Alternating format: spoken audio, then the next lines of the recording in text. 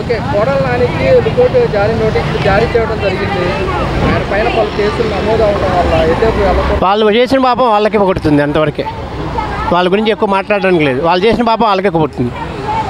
అంటే పలు కేసులు నమోదు అవడం వల్ల అది ఇంకోళ్ళ గురించి విమర్శించకూడదు. పనిచేసే వాళ్ళు చెప్పాలి. అంతవరకు ఎవరైనా అనుకుంటాం కదండి, పశుపక్షంలో ఉండా ఇంకో దాంట్లో ఉండా మళ్ళీ మనం అధికారం రావాలని మనకు కావాలని ఆశపడతాం కదా. రాజకీయ నాయకులు అనేది మన అంతే కదా ఎవరైనా.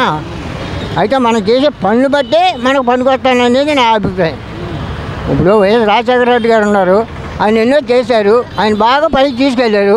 అలా మీరు కూడా తీసుకెళ్ళినట్టే ప్రజల్లో ఇన్ఫర్మేషన్ పోయేది కాదు కదా అనేది నా బాధ.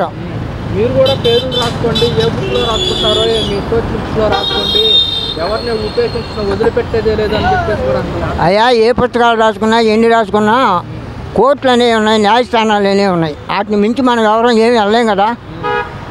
వాటిని బట్టే కదా వెళ్ళేది. మనం ఎవరో ఏం చేస్తాం, కొడతాం, తిడతాం అన్నంత మాత్రం ఏమి అవ్వదనేది నా అభిప్రాయం. ఓకే, నిన్న కూటమి ప్రభుత్వం కొత్త నిర్ణయం తీసుకుంది. అవును, మనకి ఇంటికి వచ్చే రేషన్ డెలివరీ వ్యాన్లో రద్దు చేయడం